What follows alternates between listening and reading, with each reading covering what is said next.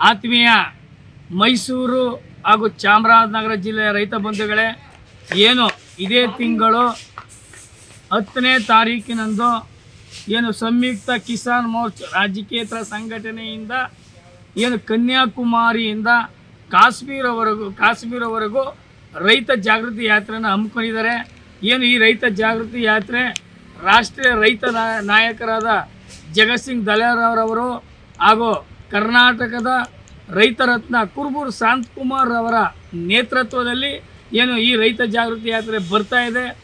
ಏನು 10ನೇ ತಾರೀಕು ಸಂಜೆ 5 ಗಂಟೆಗೆ ಚಾಮರಾಜನಗರ ಸುವರ್ಣವತಿ ಜಲಾಶಯದಿಂದ ನಾವು ಅದ್ಧೂರಿಯವಾಗಿ ಸ್ವಾಗತನ ಮಾಡ್ಕೊಂಡು ಚಾಮರಾಜನಗರದಿಂದ ಮೆರವಣಿಗೆ ಹೊರಟು 11ನೇ ತಾರೀಕು ಮೈಸೂರು ಜಿಲ್ಲೆಯ ಗಣಪತಿ ಸಚ್ಚಿದಾನಂದ ಸ್ವಾಮಿ ಆಶ್ರಮ ನಂಜನಗೂಡು ರಸ್ತೆಯಲ್ಲಿರುವ ಸಚ್ಚಿದಾನಂದ ಸ್ವಾಮಿ ಆಶ್ರಮದಲ್ಲಿ ರೈತರ ಬೃಹತ್ ಸಮಾವೇಶನ ನಾವು ಹಮ್ಮಿಕೊಂಡಿದ್ದೀವಿ.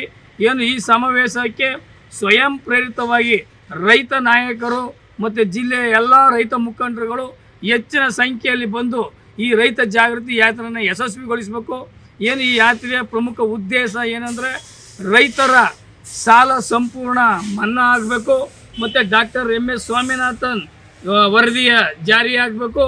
ಹಾಗೇನೇನು ಕೃಷಿ ಉತ್ಪನ್ನಗಳಿಗೆ ಕನಿಷ್ಠ ಖಾತರಿ ಕಾನೂನು ಜಾರಿಯಾಗಬೇಕು ಅಂತ ನಾವು ಈ ರೈತ ಜಾಗೃತಿ ಯಾತ್ರೆಯನ್ನು ಮಾಡ್ತಾಯಿದ್ದಾರೆ. ಆದ್ದರಿಂದ ಎಲ್ಲ ನನ್ನ ರೈತ ಬಂಧುಗಳು ಸ್ವಯಂ ಪ್ರೇರಿತವಾಗಿ ಈ ಏನು ಯಾತ್ರೆ ನಡೆಯುವಂಥ ಸಂದರ್ಭದಲ್ಲಿ ವಾಹನಗಳು ಕಾರುಗಳ ಮುಖಾಂತರ ಅವ್ರಿಗೆ ಸ್ವಾಗತನ ಮಾಡ್ಕೊಂಡು ಮೆರವಣಿಗೆಯಲ್ಲಿ ಬರಬೇಕು ಅಂತ ಈ ಮೂಲಕ ನಾನು ಮನವಿನ ಮಾಡ್ಕೊತೀನಿ. ಹೆಚ್ಚಿನ ಸಂಖ್ಯೆಯಲ್ಲಿ ರೈತರು ಬರಬೇಕು ಅಂತ ಮತ್ತೊಮ್ಮೆ ವಿಶೇಷವಾಗಿ ನಾವು ಮನವಿನ ನಾನು ಮಾಡ್ಕೊತೀನಿ.